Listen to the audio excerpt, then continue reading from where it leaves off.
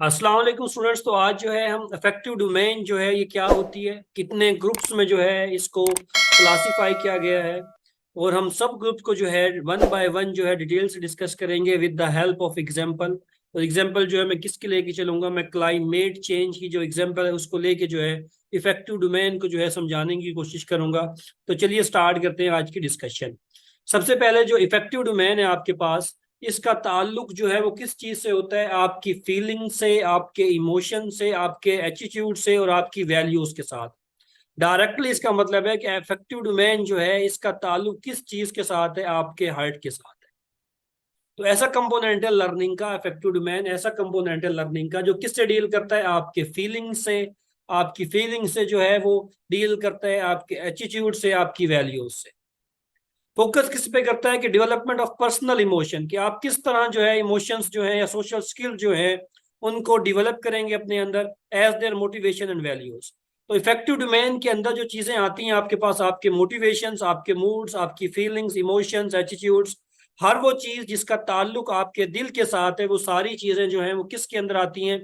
Effective domain के अंदर आती हैं, इफेक्टिव डोमेन के अंदर आती हैं। नेक्स्ट जो है अगर आप देखें इसको एक छोटी सी एग्जांपल के थ्रू जो है मैंने समझाने की कोशिश की है। एक बहुत ही इंपॉर्टेंट सेइंग है पालकर पाल्मर की।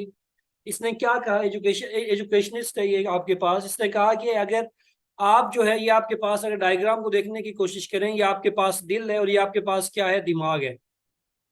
वो कह रहे हैं कि अगर separation of head from the heart has contributed to a fractured education system, अगर आप क्या करें, अगर आप दिमाग को जो है अगर आप दिल से अलग कर दें, दिमाग को अगर आप दिल से अलग कर दें, तो आप जो है एक ऐसा एजुकेशन सिस्टम डेवलप करेंगे जो कि फ्रैक्चर होगा, जिसको जंग लगा होगा, जो कि टूट फूट का शिकार होगा। वो that produce a mind that don't know how to feel.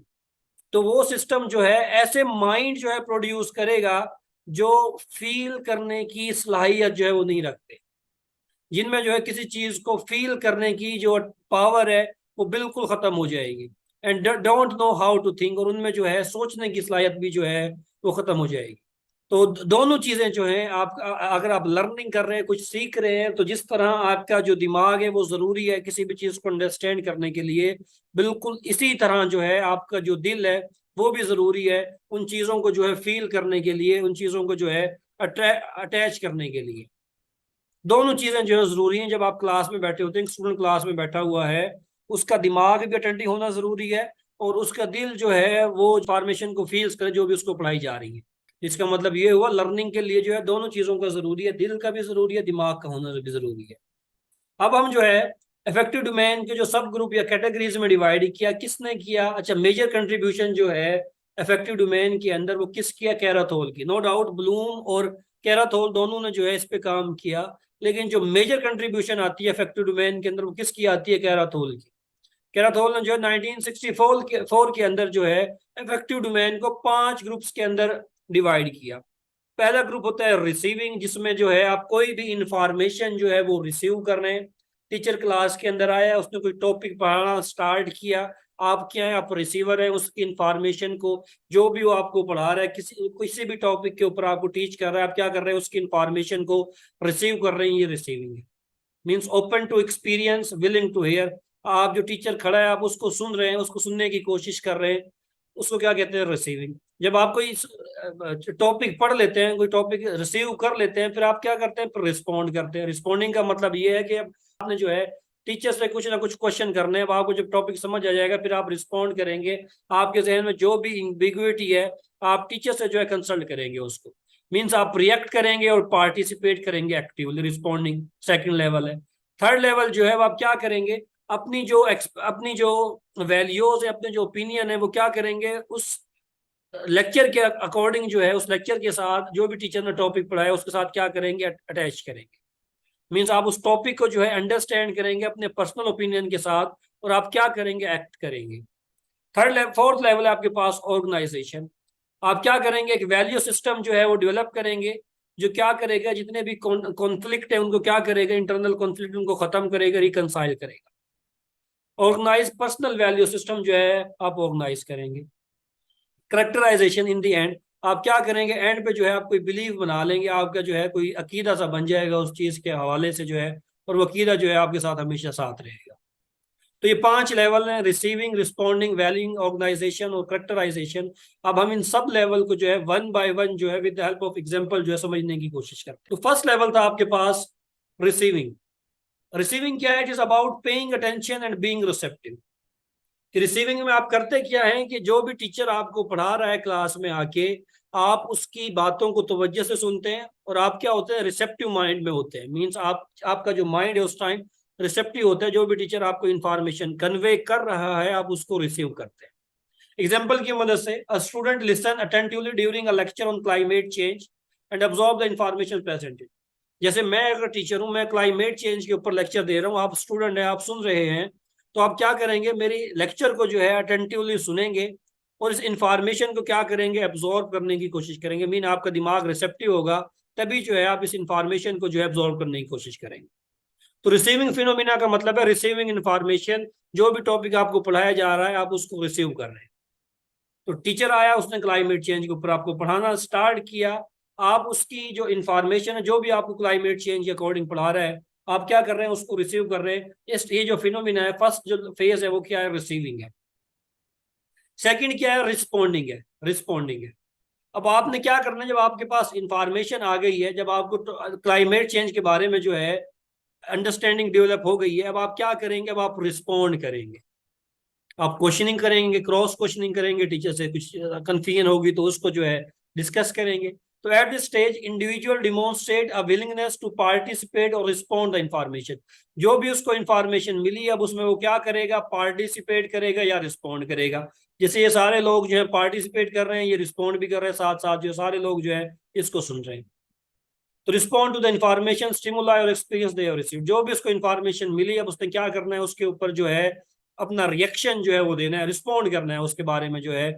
Example, after the climate change lecture student ask question and engage in discussion about the topic.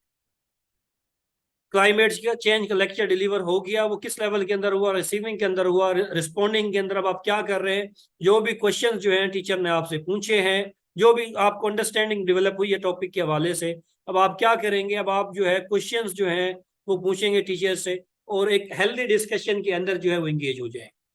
Responding का सिंपल मतलब है कि आपने जो है क्वेश्चनिंग करनी है टीचर के साथ और डिस्कशन करनी है। वैल्यूइंग। वैल्यूइंग का क्या मतलब है कि आपने अब क्या करना है, process of attaching personal worth और importance to the information, ideas और एक्सपीरियंस। कि जो भी आपको इंफॉर्मेशन आइडियाज मिला है, अब आप क्या करेंगे, अपनी जो पर्सनल वर्थ है, पर्सनल इंपॉर्टेंस जो है उसके साथ अटैच करने की कोशिश करेंगे। मतलब क्या है कि आप जो है कोई ऐसी सेंस डिवेलप करने की कोशिश करेंगे कि ये चीज जो है इंपॉर्टेंट है और ये चीज जो है इंपॉर्टेंट नहीं है। जैसे फर्स्ट लेवल के अंदर टीचर ने लेक्चर दिया क्लाइमेट चेंज के ऊपर, सेकंड लेक्चर है आपने जो है क्वेश्चनिंग की। अब थर्ड लेवल जो है वैल्यू का क्या मतलब है, वैल्यू क्या मतलब है कि student begin to appreciate the importance of addressing climate change and its potential impact on the environment and future generation. कि थर्ड लेवल के अंदर जो है अब स्टूडेंट क्या करेगा, वो क्लाइमेट चेंज की इंपॉर्टेंस को, क्लाइमेट चेंज जो है जो चेंज हो रहा है वक्त ब वक्त, इसकी इंपॉर्टेंस के ऊपर जो है वो क्या करेगा, इसको अप्रिशिएट करेगा। और सेकेंडली क्या करेगा, क्लाइमेट चेंज का क्या इम्पैक्ट है फ्यूचर जनरेशन के ऊपर, क्लाइमेट चेंज क्या हमारे इन्वायरमेंट को कितनी जल्दी जो है खराब करेगी, इसका क्या इम्पैक्ट होगा इन फ्यूचर के अंदर, और हमारी जो आने वाली जनरेशन है उसके ऊपर जो है। देखें वक्त के साथ साथ जो है आपका इन्वायरमेंट जो है वो पोल्यूट होता जा रहा है। क्लाइमेट चेंज के अंदर जो है काफी चेंजिंग आ गई है। अगर पाकिस्तान की बात करें, यहाँ पे स्मोक का जो है बहुत सफेयर इश्यू जो है वो विंटर सीजन के अंदर देखने को मिलता है। तो अब स्टूडेंट जो है इस इम्पोर्टेंस को जो है, क्लाइमेट चेंज की जो इम्पोर्टेंस है इसके बारे में जो है वो अपनी वैल्यूज जो है वो अटैच करने की कोशिश करेगा, इसको डिस्कस करने की कोशिश करेगा कि क्लाइमेट चेंज जो है इसका क्या इम्पैक्ट है फ्यूचर जनरेशन के ऊपर। इसे कहते हैं वैल्यू। थर्ड है आपके, फोर्थ है आपके पास ऑर्गेनाइजेशन। ऑर्गेनाइज कहते हैं किसी चीज को ऑर्गेनाइज कर देना। तो organisation entails the integration of new values and belief into a individual existing value system. कि जो भी उसका वैल्यू सिस्टम पहले से उसने एग्जिस्ट किया था, अब उसमें क्या हो गई है, एक नई चीज की जो है एडिशन हो गई है। जो पहले इंफॉर्मेशन थी उसके पास क्या हो गई, एक नई चीज की जो एडिशन हो गई, एक ऑर्गेनाइजेशन हो गई है। It is about reconciling conflicting values and creating a coherent set of belief. Organisation के अंदर आप करते क्या है जो भी आपके कॉन्फ्लिक्टिंग आइडियाज हैं, वैल्यूज हैं, उनको आप इकट्ठा करते हैं और आप जो है एक बिलीफ जो है, फाइनल बिलीफ जो है वो एक कायम कर लेते हैं ऑर्गेनाइजेशन लेवल के अंदर। थर्ड लेवल के अंदर जो है हमने ये चीज डिस्कस की कि अब इफेक्ट क्लाइमेट चेंज जो है इसका क्या इम्पैक्ट है फ्यूचर जनरेशन के ऊपर। तो अब फोर्थ लेवल जो है ऑर्गेनाइजेशन लेवल के अंदर स्टूडेंट क्या करेगा, student start to incorporate sustainable practices into their daily life. ये स्टूडेंट जो है अब इसको प्रैक्टिस करेगा अपनी डेली लाइफ के अंदर, जो है वो क्या करेगा कि ऐसे सब्सटेंस जो क्लाइमेट चेंज का मौजब बनते हैं उनसे क्या करेगा, उनसे जो है बचाव करेगा। Reducing waste and conservation energy, waste को जो है वो कम से कम करेगा, एनर्जी को क्या करेगा वो कंजर्व करेगा, ताकि उसका जो इन्वायरमेंट है वो सस्टेनेबल हो जाए, ताकि उसका जो इन्वायरमेंट है वो पोल्यूशन से बच जाए, ताकि उसके इन्वायरमेंट के ऊपर जो क्लाइमेट चेंज का इम्पैक्ट है वो खत्म हो जाए। तो ऑर्गेनाइजेशन लेवल के अंदर अब वो प्रैक्टिस में चला जाएगा, प्रैक्टिस में चला जाएगा। वो क्या करेगा, वो ऐसे बिलीव जो है वो कायम करेगा जिसकी मदद से जो है आप क्लाइमेट चेंज का इम्पैक्ट है उसको रिड्यूस कर सकते हैं, उसको कम कर सकते हैं। ये किस लेवल के अंदर आएगा, ऑर्गेनाइजेशन लेवल के अंदर। लास्ट लेवल है आपके पास करेक्टराइजेशन लेवल। करेक्टराइजेशन लेवल ये जो है आपके पास हाईएस्ट लेवल है इफेक्टिव डोमेन का, सबसे इंपॉर्टेंट चीज हाईएस्ट लेवल है इफेक्टिव डोमेन का। इसके अंदर होता क्या, लोवेस्ट लेवल कौन सा था आपके पास, रिसीविंग। पहले आपने इंफॉर्मेशन रिसीव की, वो आपके पास लोवेस्ट लेवल है। हाईएस्ट लेवल क्या है, क्योंकि 5 लेवल के अंदर, 5 कैटेगरीज के अंदर जो इफेक्टिव डोमेन को डिवाइड किया, हायर लेवल क्या है, करेक्टराइजेशन। करेक्टराइजेशन करेक्टराइजेशन के अंदर स्टूडेंट क्या करेगा, स्टूडेंट जो है अब जो भी उसने वैल्यूज जो है कायम की हैं, अब उनके ऊपर जो है वो अपना बिलीफ जो है वो बना लेगा, उसके ऊपर जो है फेथ जो है, उसका अकीदा जो है एक बन जाएगा, और अपने वो फ्यूचर बिहेवियर को उसी के अकॉर्डिंग जो है वो ढाल लेगा। मिसाल के तौर पे the student become a active environmental advocate. अब स्टूडेंट जो है इन्वायरमेंट जो है उसका एक एक्टिव हिमायती बन जाएगा कि इन्वायरमेंट को आप किस तरह प्रोटेक्ट कर सकते हैं। वो पार्टिसिपेट करेगा, वो हिस्सा लेगा किसके अंदर, क्लाइमेट एक्शन इनिशिएटिव। जो भी क्लाइमेट को प्रिवेंट करने के लिए जो इनिशिएटिव लिए जा रहे हैं उसमें क्या करेगा, पार्टिसिपेट करेगा। और लास्ट में वो क्या करेगा कि ऐसे फैक्टर्स, ऐसे पैरामीटर्स जो कि सस्टेनेबिलिटी जो है कायम करेंगे, जो क्लाइमेट चेंज को जो है ज्यादा चेंज नहीं होने देंगे, जो कि आपके इन्वायरमेंट को पोल्यूट होने से बचाएंगे, तो क्या करेगा, ऐसे इनिशिएटिव की जो है वो एडवोकेशन करेगा, उनकी हिमायती करेगा। तो करेक्टराइजेशन लेवल जो लास्ट लेवल था, इसके अंदर जो है वो जो जो स्टूडेंट था आपके पास, अब वो क्लाइमेट चेंज के बारे में जो है एक फाइनल जो है उसका हिमायती बन जाएगा। जो भी आपके पास ऑर्गेनाइजेशन हो रहे हैं, जो भी सेमिनार हो रहे हैं, उसमें जो है वो एक्टिवली पार्टिसिपेट करेगा, और अपनी जो डिस्कशन है, अब जो भी उसने सीखा है इफेक्ट क्लाइमेट चेंज के अकॉर्डिंग जो है कि किस तरह आपने इसको प्रोटेक्ट करना है, किस तरह जो है आपने एनर्जी की कंजर्वेशन जो है वो कम करनी है, उनके ऊपर क्या करेगा, एक्टिवली पार्टिसिपेट करेगा।